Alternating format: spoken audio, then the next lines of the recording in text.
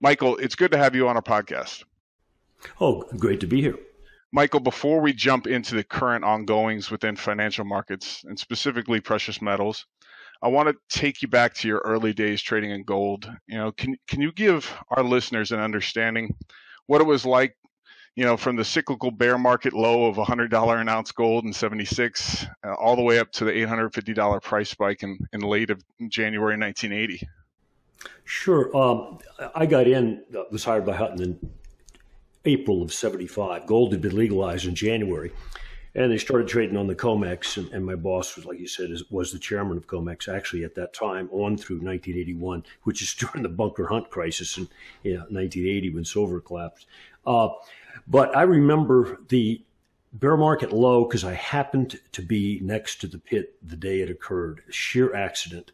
And I remembered the day so vividly because one of the floor brokers down there was trying to sell his services to Hutton to execute trades on the pit.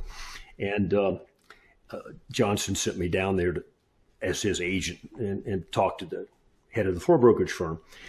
And that was in August of 1976, and the low was actually $103.50.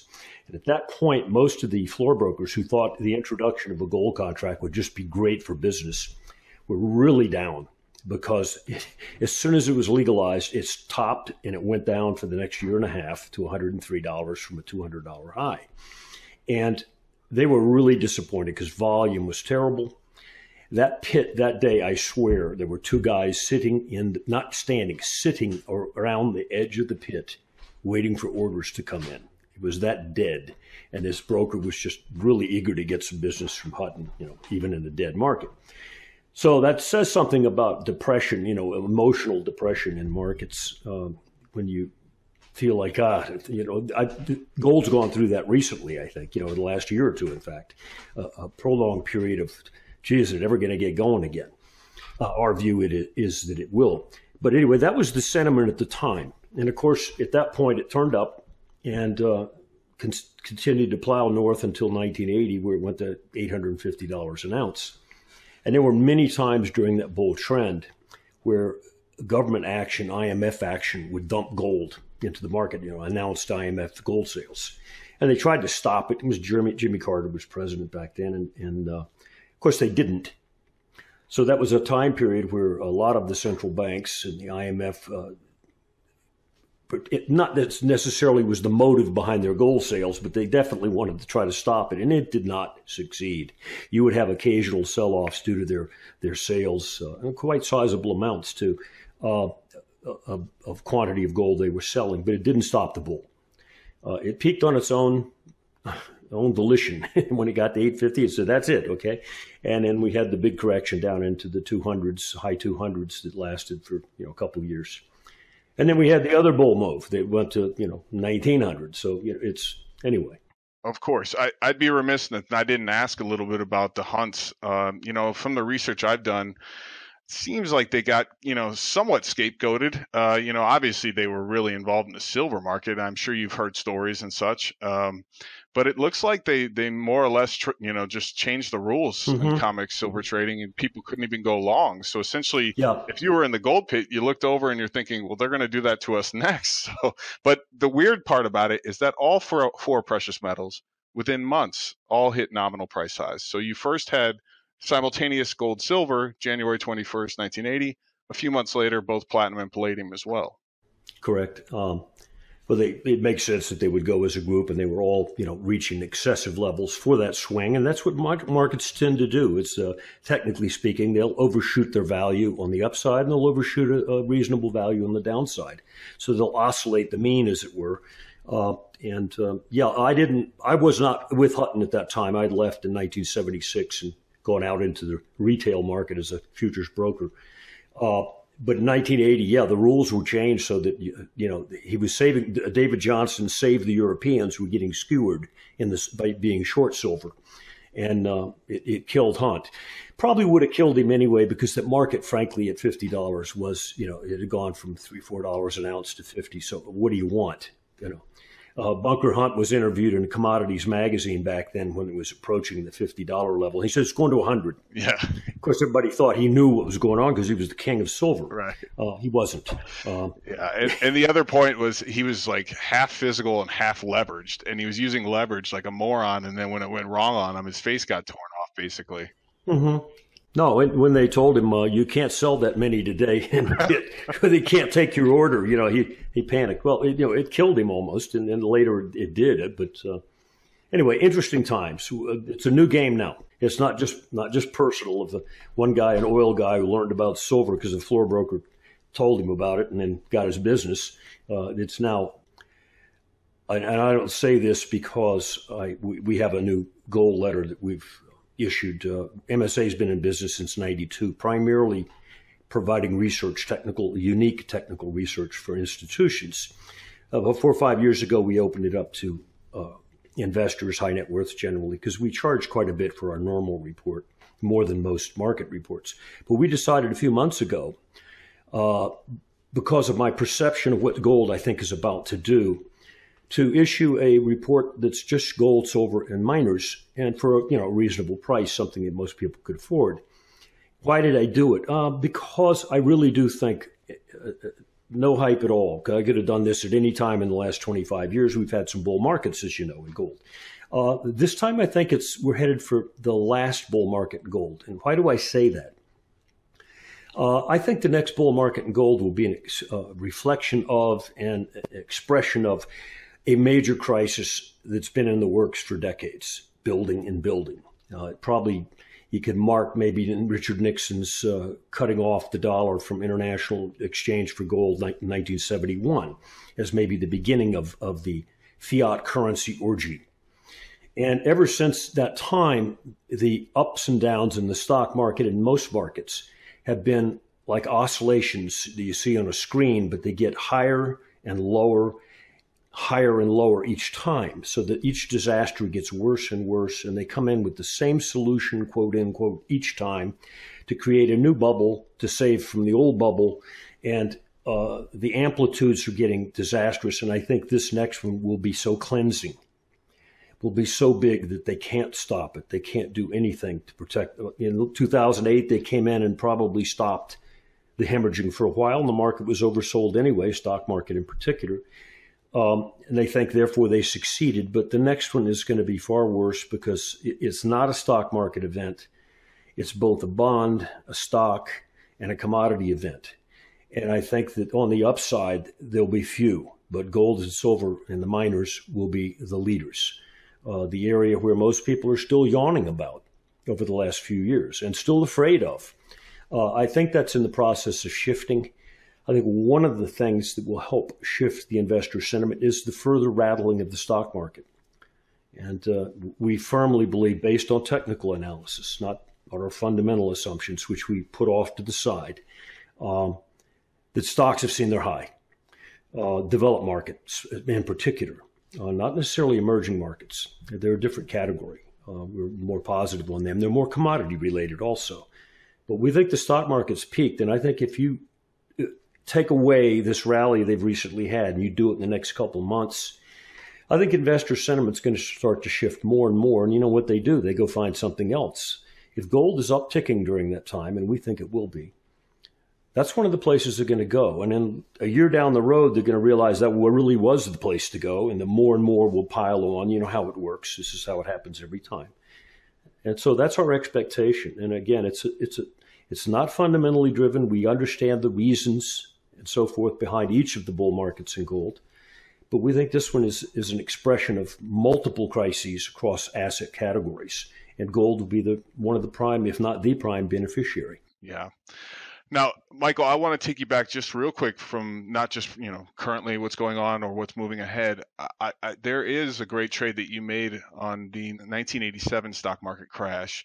Can you explain to listeners how you were able to successfully identify and even profit from that? It was technical. We ignore price. Not really we don't put it off the page entirely, but we treat it as a secondary technical thing to look at. Most people start with price And maybe they put a few bells and whistles on it, like MACD or RSI, these things you get free on your screen. You know what I mean? The reason we don't trust price as a great yardstick of measuring the technicals of a market is that price is an expression of a fiat currency and that asset. It's not just that asset measured by some objective yardstick. You measure it in dollars, euro, yen, etc. And all these currencies, especially since Nixon's time, have been inflated at a constant, more or less constant doubling of the currency every decade. Now, for instance, you can get an M2 chart from St. Louis Fed. Go back and look at it.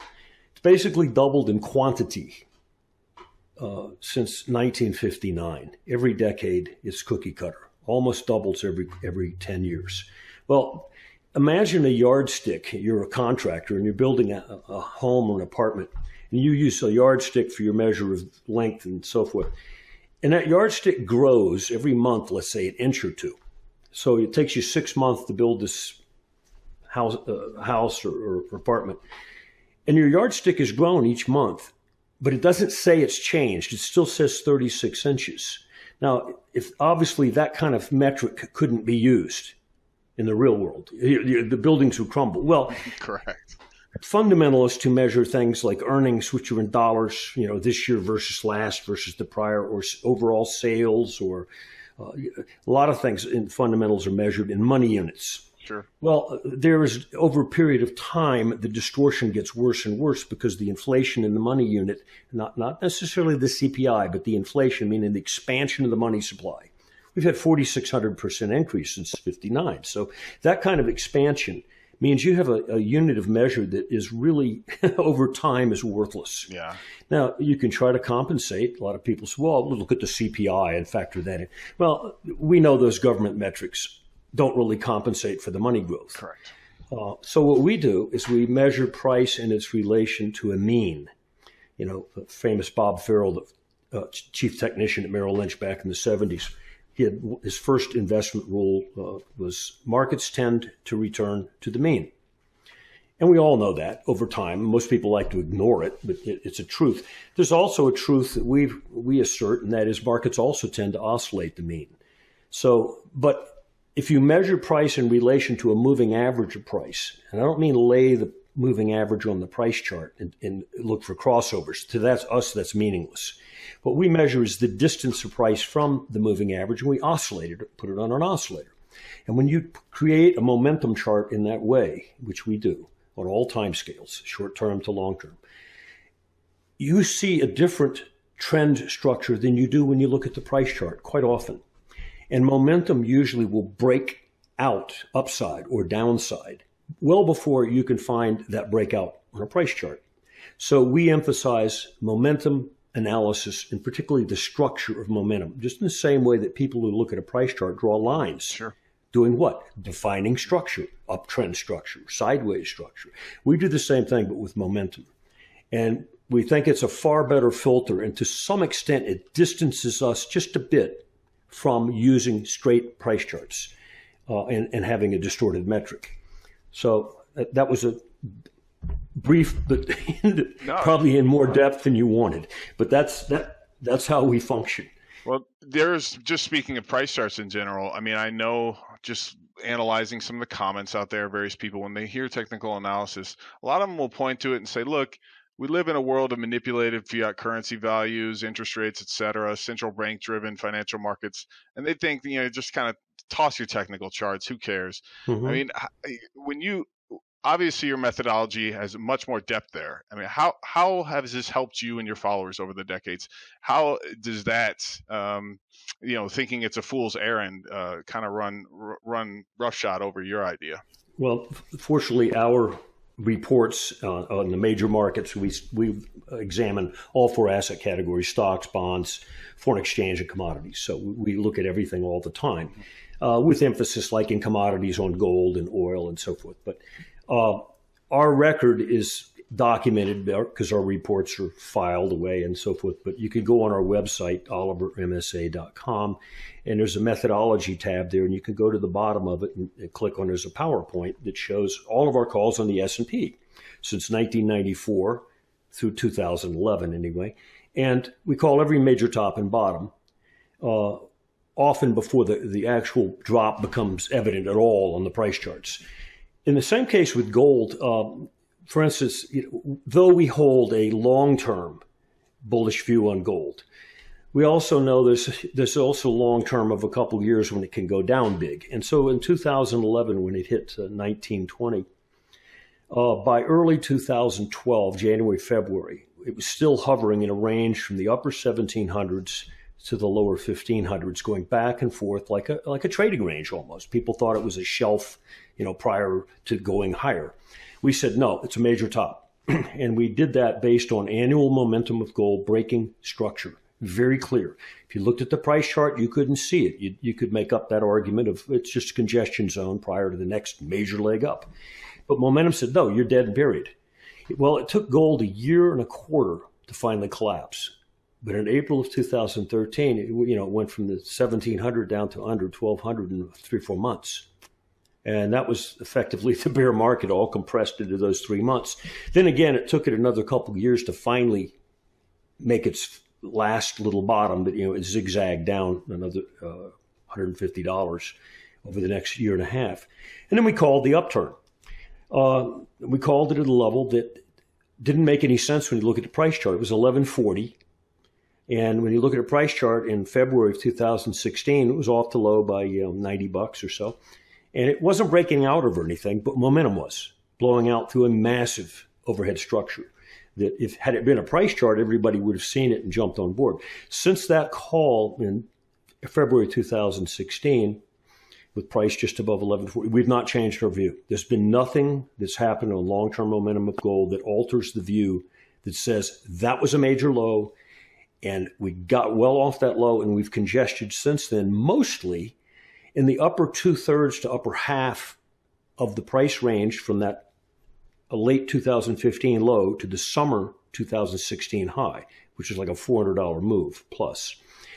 Most last 2 years or so, gold's pretty much stayed in the upper half of that range. Meanwhile, silver and gold miners have gone back down deeper, and silver went back to the low. And the gold miners went back down, to $17 on the GDX, for example, whereas its low in 2015 was $12 and something. Now it's trading 19 to 20. But it's been a laborious period the last 2 years, but our long-term view is that was the low and we are going higher, despite the recent congestion. Much like, reverse the picture, once we made the high in 2011 and dropped into 2012 a bit, went into a range for a year and a quarter. This one's been longer, sideways. Nothing in that range that tried to go up convinced us that it was going up.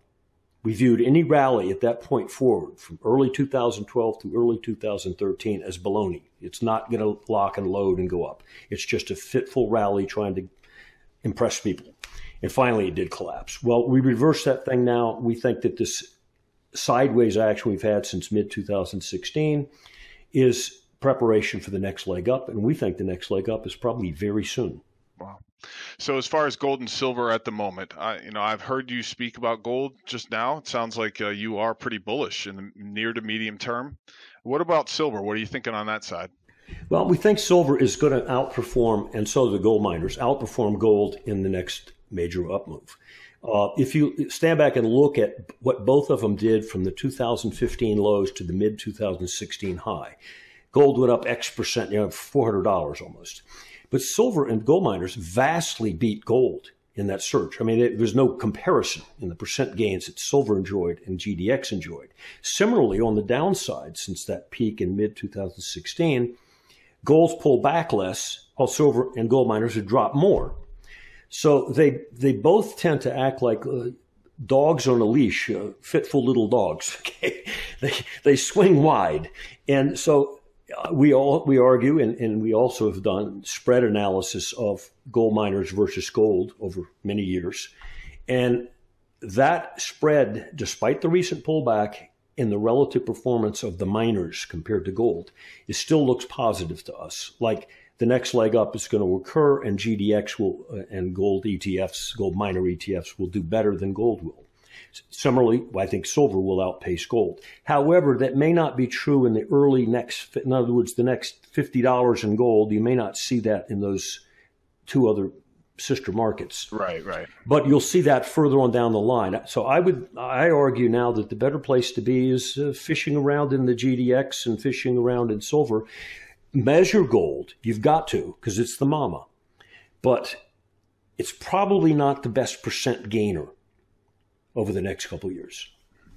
Can you explain a little bit about this general gold and silver mining research offering that you guys have? Can you explain a little bit differentiation that you may have versus others? Well, we narrowly focus in this report, and you don't get bond analysis and stock market analysis and forex analysis in this. So it costs less. It's $299 a year. But you'll get 2-3 reports a week, and we'll update gold. We just sent out one today updating short-term gold and long-term gold charts. But you always get, usually in the weekend, you get gold, silver, and updates in the key minor ETFs. And then we also go down inside the GDX, for example, look at its holdings, examine each stock, and GDXJ, the juniors, and look for picks within those ETFs that might outperform the ETF itself. In other words, which are the likely better performing miners. And we don't want the ones that, for example, that may have already been quite firm. There are a few of them that actually didn't suffer much, like GDX did. We don't want those. We want the ones that have suffered, have gone down, paid their dues, and look like they have the best technical wherewithal to generate a strong initial up move. And we can generally tell that by looking at the nature of the momentum bottom they've created. Again, not looking at the price chart. And you'll see a structure that an amateur could look at if you were looking at the momentum, would say, wow, that's a good looking bottom. And you might not see it on the price chart. Right. But we call out the ones that have the better looking dynamic bottoms such that when they break out, they're likely to really rip. Mm-hmm. And therefore we've come up with, like a 5 or 10 in the GDXJ and about 5 in the GDX that we think are the better picks. So that's part of the report as well. Mm-hmm. So Michael, I don't want to take a whole huge amount of your time. I want to conclude with a couple questions just to cap off our opening discussion here.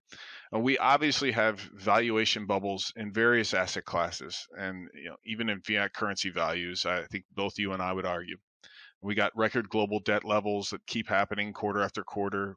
Likely is going to be some restructuring ahead. Some will be written off. Some may be inflated away. I'd like for you to describe how you believe this coming bull run for precious metals may culminate and how it may ultimately end. I have not got a price level in mind, except to say I think it's going to be stronger than anything I could come up with. The long-term charts don't give me a clue on that right now. Prior bull market peaks did make some sense where they stopped and so forth, for instance, the 2011 peak. But so I can't come up with the numbers that were going to $10,000 an ounce. I can say that I think that because of what's going on in the other markets, forget gold for a minute, what's going on in the government debt markets, developed market economy debt markets, they've been the most distorted assets over the last 6 to 10 years of any asset I've ever seen manipulated by central banks. And fortunately, if you're a gold bull and you believe, for example, that ignore technicals because, the markets are manipulated. Well, frankly, yes, they are manipulated. We know that. They may even be manipulated in secrecy in some ways as well. But that's what central banks do. They distort prices deliberately. They don't allow the market to determine what price or what yield the Italian bond should be. So the ECB comes in and buys Italian bonds until their yield goes down to some absurdly low level, even below U.S. government bonds. And we all know that's ridiculous. Right. Japanese government bonds went to negative rates. We know these things are fake. We know they're manipulated overtly, legally, by coercive actions of central banks. But this time they've done it over such a long period of time, not just a year or so, but 6-10 years. And they've done it to levels we've never seen. It would not have even imagined a decade ago that you could go to, NERPS, negative interest rate, or ZERP, zero. Right. That would be laughable. But they did it. And therefore, we know that the distortion was both more absurd than it before and also more prolonged. Therefore, the consequence, the unraveling of that, the accidents that will occur because of that is going to be far worse than it would ever have been. Therefore, gold is going to be powered this time by a greater unraveling than it's ever been powered before in other prior lesser unravelings. And I think this is the one also that will bring probably a destabilization in political trends as well. If in the past bust we've had, it's not really disrupted the politics in terms of, how do governments view how does the public view central banks? How do politicians view central banks? There are, after all, in Europe, for example, and in the U.S., some people in political power, especially in the Senate, like Rand Paul and Cruz, for example, or in Europe, that are rising, ascending, and knocking the Merkels out of the way, that have a different view of fiat currencies, and they don't particularly like what the ECB is doing, and they don't like what the Fed is doing, and there's probably even Japanese, I'm not aware of them, who don't like what the BOJ's been doing, owning the stock market almost as well. Sure. So those forces will likely rise, and they'll have justification, and it'll be publicly aware, because I think the public is a little more aware of this now than they were before. In fact, a lot of your customers, I'm sure, are. Yeah. That this needs to end. We need to go back before Nixon, and we attach currencies to gold. And what have the Chinese been doing? I think the Chinese have been accumulating gold with that in mind. I'm not so sure that Putin isn't doing it as well. And there are forces in Germany. They've been repatriating their gold right and left over the last 5 years or so, bringing it back from Fed vaults and Paris vaults, bringing it back into Germany. Why? Do they see a need for it down the road? I think some people see that. And I think, therefore, the next crisis will bring about political events and changes with new personalities and mindsets that will bring gold into institutionalize it again. Back their currency, in which case gold could basically, the next bull market peak, it could sort of just stay up there. Right. Because it's convertible in currencies. You don't need it anymore almost, because the dollar might be backed by gold. It'd probably be the last one. Right. But the yuan probably will be, and perhaps a new euro will. I don't know. But the crisis will bring that to the fore. Mm-hmm. And I think it'll bring political events into change, not just market events. Mm-hmm. Well, Michael, thanks so much for coming on the show this week. We really do appreciate your